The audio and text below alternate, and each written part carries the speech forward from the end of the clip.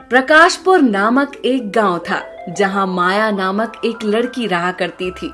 माया बहुत गुणवान थी। उसे घर के सभी काम आया करते थे, यहाँ तक कि वो दूसरों की मदद भी कर दिया करती थी। उसे सिलाई बुनाई का भी बहुत शौक था और वो सिलाई बुनाई में काफी सारे पुरस्कार भी जीती हुई थी।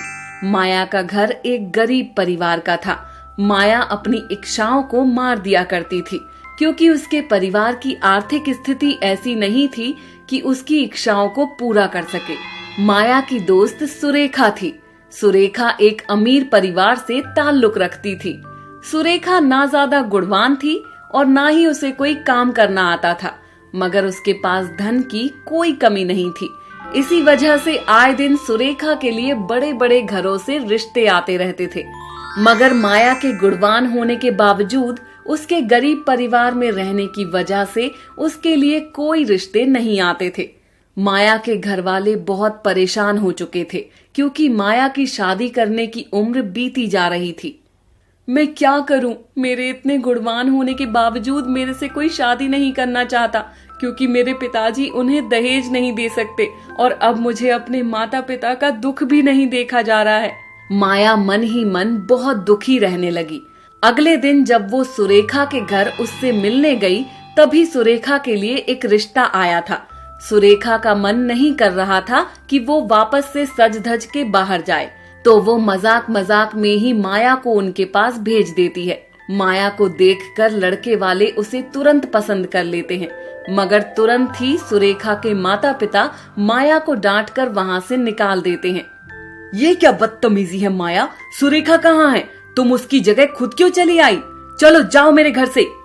तुम्हारे माता पिता के पास तो इतना धन है नहीं कि वो तुम्हारी शादी कर सके और तुम मेरी भी बेटी की शादी रुकवा रही हो। माया रोते रोते अपने घर आ जाती है। वो एक शांत जगह सबसे दूर बैठना चाहती थी। उसके घर से थोड़ी दूर पर समुंदर था। माया वहीं आकर बैठती है और रोने लगती है।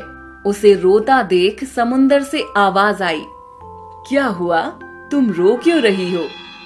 ये सुनते ही माया चौंक जाती है। अरे ये समुंदर बातें करता है। हाँ, मैं जरूरतमंद की मदद करता हूँ। तुम किसी परेशानी में लगती हो, बताओ तुम्हारी क्या समस्या है? माया अपनी शादी ना होने की सारी कहानी समंदर को सुना देती है। समुंदर उसे अपनी इच्छा एक खत में लिखकर समुंदर में फेंक देने के लिए कहता है। माया ठीक वैसा ही करती है और अगले ही दिन जब वो उठती है तो उसके घर पर कई मेहमान आए हुए थे। जैसे ही माया अपने कमरे से बाहर आने वाली रहती है, तभी उसकी माँ आती है। अरे माया, अंदर चल, इस तरह बाहर क्यों आ रही है? अच्छे से तैयार होकर बाहर आ। माया तैयार होकर बाहर आती है। तब उसे पता चलता है कि उसे लड़के वाले देखने आए हुए हैं। वो माया को देखते ही तुरंत पसंद कर लेते हैं, यहाँ तक कि वो बहुत ही ज्यादा धनिक परिवार से थे। माया के पिताजी जिस फैक्ट्री में काम करते थे, वहाँ पर माया अक्सर जाया करती थी और उस फैक्ट्री के मालिक के बेटे को माया बहुत पसंद थी। माया की शादी की बातों को सुनकर वो माया के लिए रिश्ता लेकर आए थे। माया की उनसे शादी तय हो गई। अगले महीने माया की शादी होने वाली थी। माया की दोस्त सुरेखा को ये देखकर बहुत जलन होने लगी। मैं इतनी धनी हूँ, फिर भी वो हमारे घर रिश्ता छोड़कर उस गरीब लड़की के पास रिश्ता लेकर चले गए। सुरेखा बहुत ज्यादा गुस्से में आ चुकी थी। उसने माया को अपने घर बुलाया। माया, आखिर तुम्हें इतनी अच्छी जगह से रिश्ता कैसे आ गया? माया ने उस जादुई समुद्र के बारे में सुरेखा को सब कुछ बता दिया। क्या बात कर रही हो माया? हमारे गांव में ऐसा भी कोई समुंदर है क्या? अच्छा बताओ, वो कैसे लोगों की मदद करता है? सुरेखा, उसने तो मुझसे कहा था कि वो सभी गरीब जरूरतमंद लोगों की मदद करता है। ये सुनने के बाद सुरेखा ने भी मन ही मन तय कर लिया कि वो भी अब समंदर के पास जाएगी और अपने लिए एक अच्छा सा रिश्ता मांगेगी। सुरेखा फटे पुराने कपड़े पहनकर समंदर की खोज में निकल गई, मगर सुरेखा दूसरे रास्ते पर चली गई जहाँ पर एक और समंदर था। वाह, लगता है ये वही समंदर है जिससे माया ने अपनी ख्वाहिश बताई थी।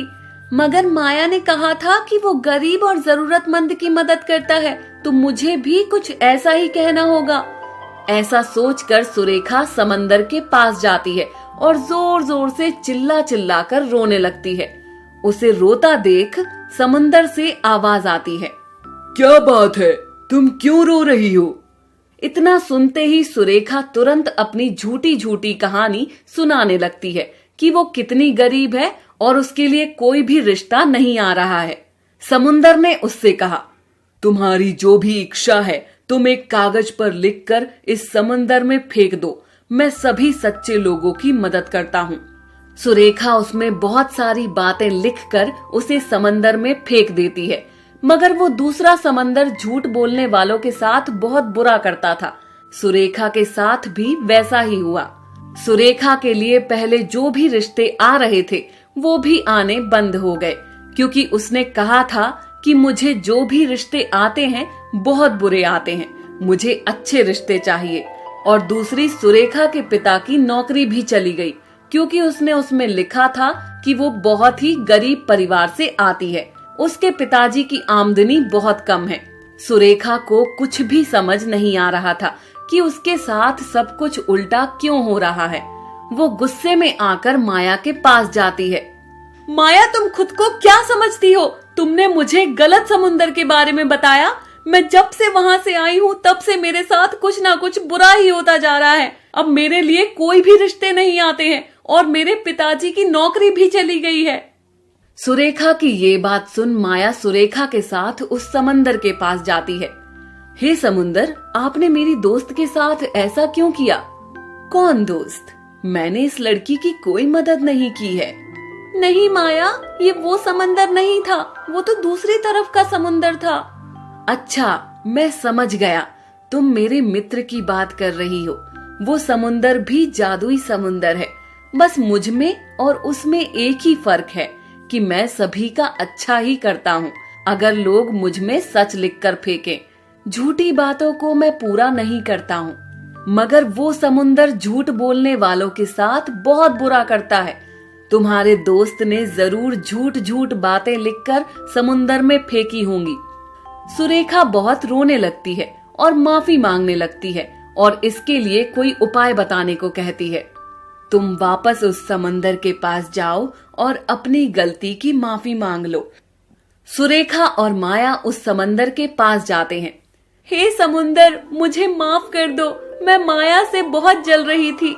इस वजह से मैं बहुत गलत काम कर बैठी। मैं जैसी पहले थी वैसे ही मुझे बना दो। मुझे कोई लालच नहीं है और अब मुझे माया से जरा भी जलन नहीं है।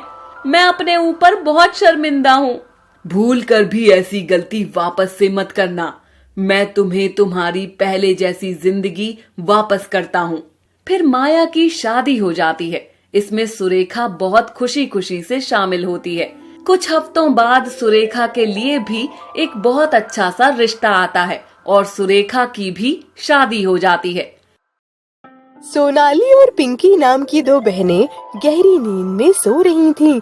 जब सुबह उनकी आंखें खुलती हैं, तो वो देखती हैं कि वो दोनों रेलवे प्लेटफॉर्म पर होती हैं।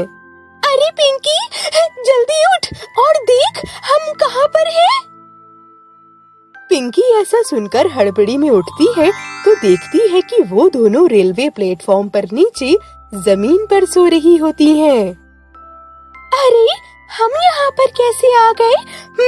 हम तो घर पर थे ना।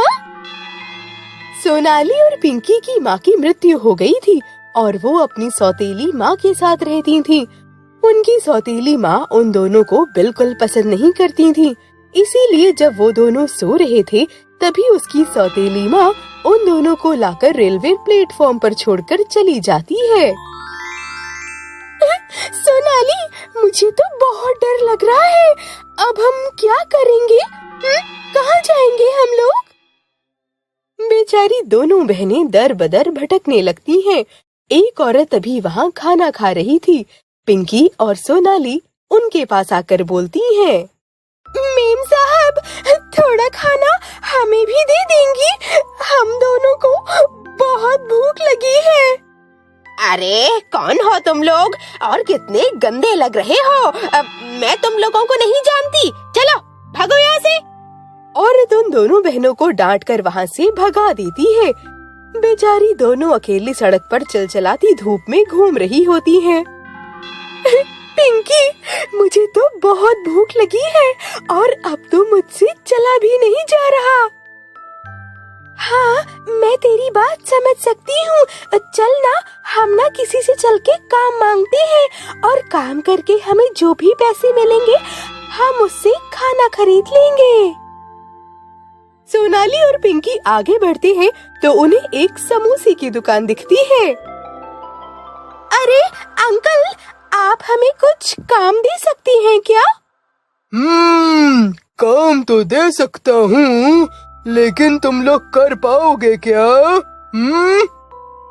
हाँ अंकल, हम लोग बर्तन धो सकते हैं। ठीक है, फिर मेरे साथ आओ।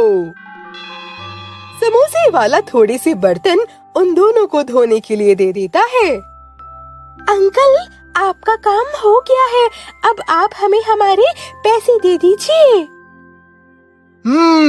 ये लो 10 रुपए। क्या? सिर्फ 10 रुपए? इतने कम? इतने काम का तो इतना ही बनता है। लेना है तो लो, वरना निकलो यहाँ से।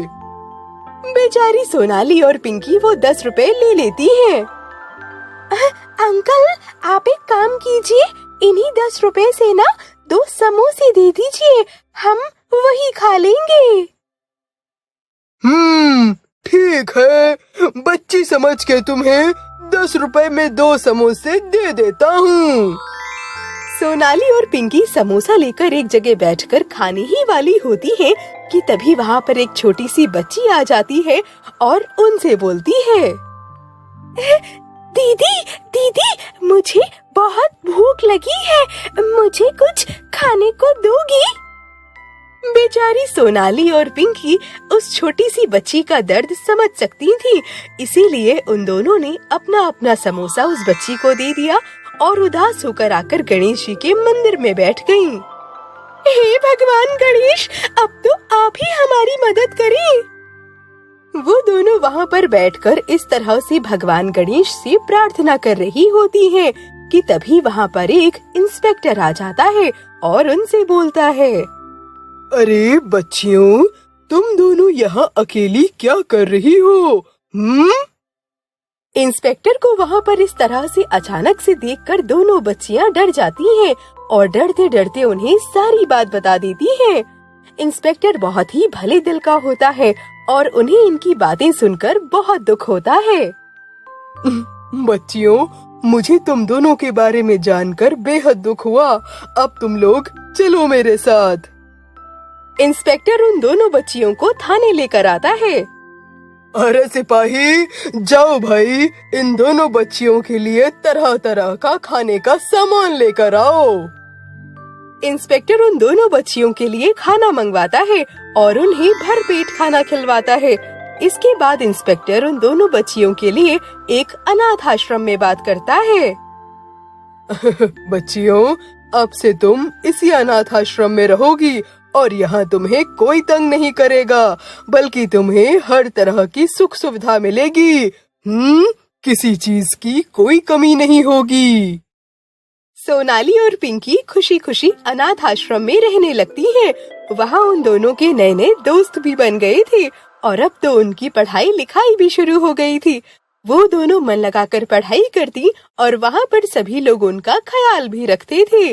और इसी तरह से भगवान गणेश की कृपा से उन दोनों बहनों के जीवन में ढेर सारी खुशियाँ आ जाती हैं।